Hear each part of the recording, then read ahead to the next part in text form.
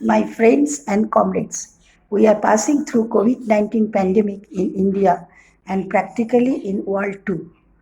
For the last 30 days, India is at the top of the world for disease infection and the death rate. My homage to all those who have left us during the pandemic for no fault of them. In disaster, worst sufferers are women and children.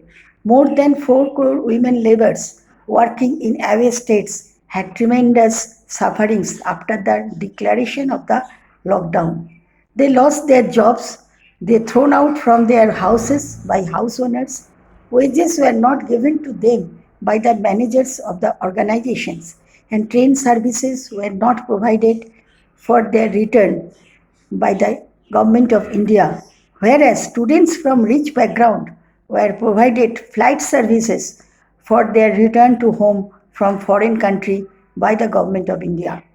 During pandemic, the laborers as well as women laborers passed penniless days under the shadow of the trees and waiting for relief from good gestured people and NGOs.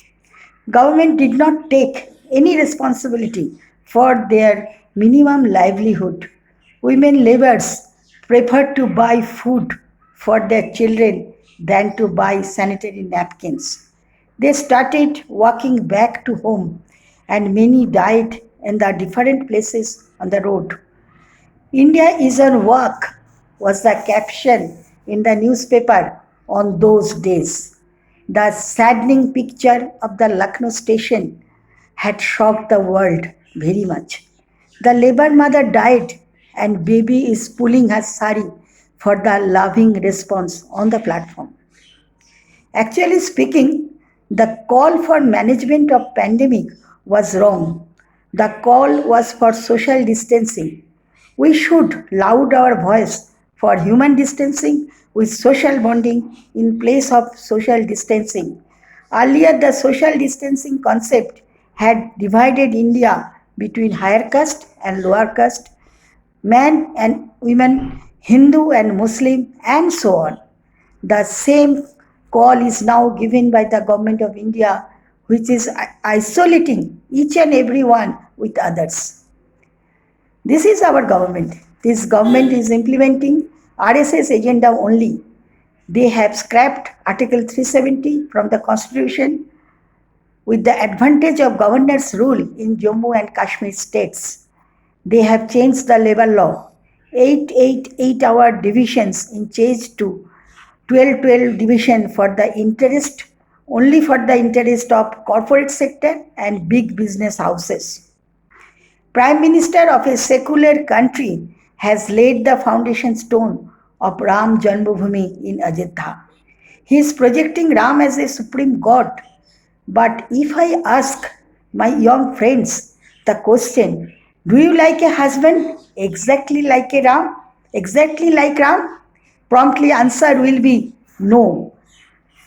Otherwise, in that case, my young friend may have to require to accept Agni Pariksha to prove her chastity.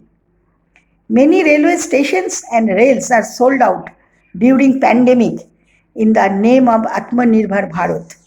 They are allowing Ambani to capture everything. They have changed the education policy without any discussion and in most undemocratic manner. A government formed with 39% votes of people is running a dictatorial government, and our aim should be to denounce all its misdeeds, and we should fight for secular India. Already, the most significant and basic word secular in the constitution is under attack by the ruling party BJP and its allies. So, our main focus is to save the constitution and thereby advancing India through ensuring fundamental rights of the citizen. So, now I am ending my discussion, thanking you, and red salute to NFIW and all fraternal organizations. Thank you very much.